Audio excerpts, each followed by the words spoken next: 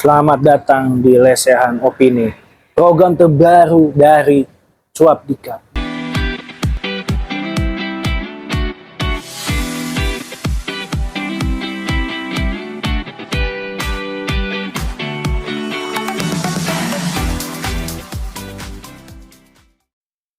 Selamat berjumpa kembali dengan saya Budi Gapo di channel Cuap Dikap dalam program Lesehan Opini. Kali ini saya ingin sedikit membahas masalah persidangan kasus impor gula.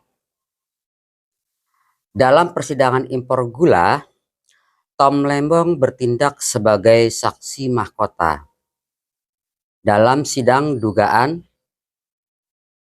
korupsi importasi gula dengan terdakwa mantan Direktur Pengembangan PT PPI, yaitu Perusahaan Perdagangan Indonesia yang bernama Charles Sitorus. Mantan Menteri Perdagangan Tom Lembong mengungkapkan bahwa importasi gula itu berdasarkan arahan Presiden Jokowi. Terkait tentang apa?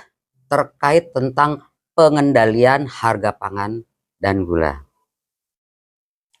Dalam kesaksiannya, Tom Lembong buka-bukaan mengenai pertemuannya dengan Jokowi hingga dihubungi beberapa kali untuk menanyakan perihal pengendalian harga bahan pokok yang sangat melonjak.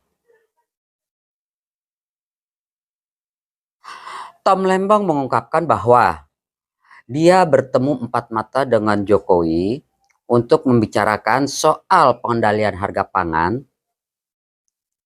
Hal itu disampaikan oleh Tom Lembong saat hakim anggota yang bernama Alvis Setiawan mengkonfirmasi bagaimana awal mula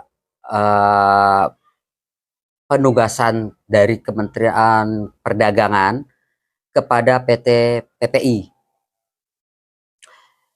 Sementara untuk operasi pasar, untuk operasi pasar mengenai pengendalian harga gula berasal dari arahan Jokowi.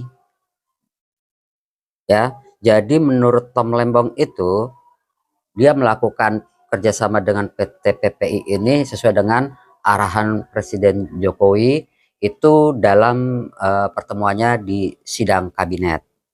Apakah Jokowi akan terseret dalam kasus impor gula tersebut?